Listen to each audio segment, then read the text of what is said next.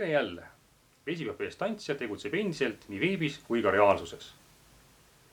Tänane video on üsna lakooniline. Nagu tavaks on saanud, näitan möödunud kuu jooksul toimunud sündmusi Islanduses.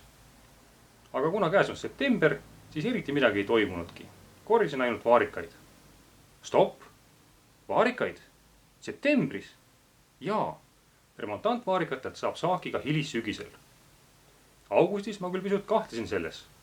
Taimed vajavad soojust ja valgust, et marjad küpseda saaksid. Lisaks on vaja ka vihma, kuid samal ajal ei tohi udu ega hall liiga teha. Tuli aga välja, et selle aasta september oli kaunis soodne. Saak polnud küll nii külluslik kui suvel, kuid oma tarbeks jätkus küll. Jaeduse ja pimeduse tõttu küpsesid marjad aeglasemalt ja seetõttu käisin septembris saaki korjamas vaid korra nädalas. Suvel valmisid aga marjad nõnda kiiresti, et saaki tuli koristada iga paari päeva järel. Muidu võisid marjad üle küpseda.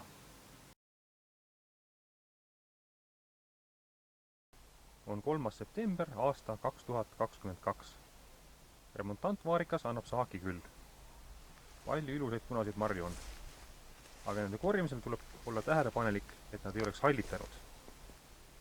Asi on nimelt selles, et kuigi vihma ei ole palju olnud, siis ööd on juba külmad ja hommikul on kaste maas ja udu ka. Ja selline rõskus ja niiskus meeldib väga hallitusseentele. Seetõttu tuleb korjamisel väga ettevaatlik olla, et karp ei satuks hallitanud marja. Üks ainult hallitanud mari võib nakatada terve karbitäie. On 11. september aastal 2022. Öösel oli siin udu ja seetõttu on kõik ämblikuvõrgud näha. Aga tühja neist ämblikuvõrkudest hoopis olulisem on see, et selline niiske õhk meeldib väga hallitusseentele.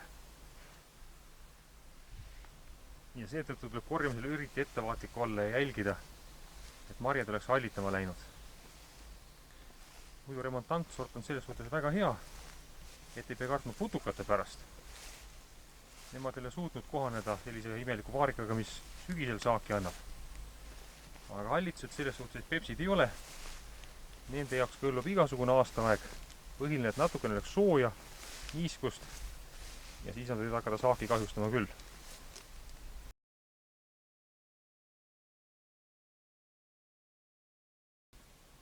Ongi septembri keskpaik. 17. september aasta 2022. Isegi esimese aasta varred hakkavad juba ära koltuma. Natuke lehtedel rohelist on, aga muidu on külm oma töö teinud ja lehed hakkavad juba värviliseks minema. Aga sellest hoolimata fotosüntees indistviisi töötab. Remontantvaarikaid veel tuleb. Need on ilusad marjad. Punased, ilma kahjuriteta. Ainuke väike viga on tal juures. Kuna päikest on vähe, siis maitse poolest nad ei ole enam võrdsed suviste vaarikatega. Neil on küll vaarika maitse, aga sellist magusust enam õigupoolest ei ole. Aga sellega poolest see on suur asi hilissügisel värskeid marju saada. Ja loodetavasti siis jätkub senikaua, kui tulevad esimesed tõsised külmad. Vähemalt oktoobrikuus võiks veel marju saada. Tänane tööpäev hakkab läbi saama. Marjad on korjatud. Need on head marjad, maitsvad marjad, aga ainult üks viga neil on. Neid on vähe.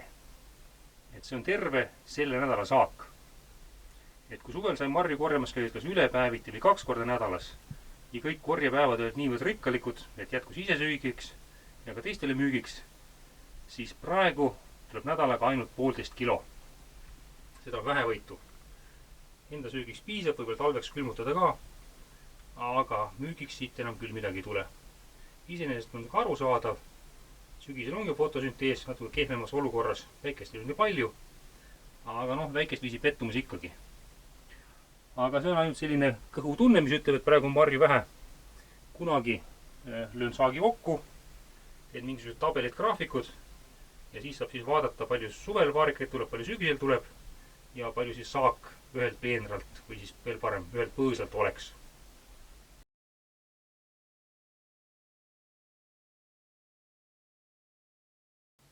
Aga vaatame andmeid.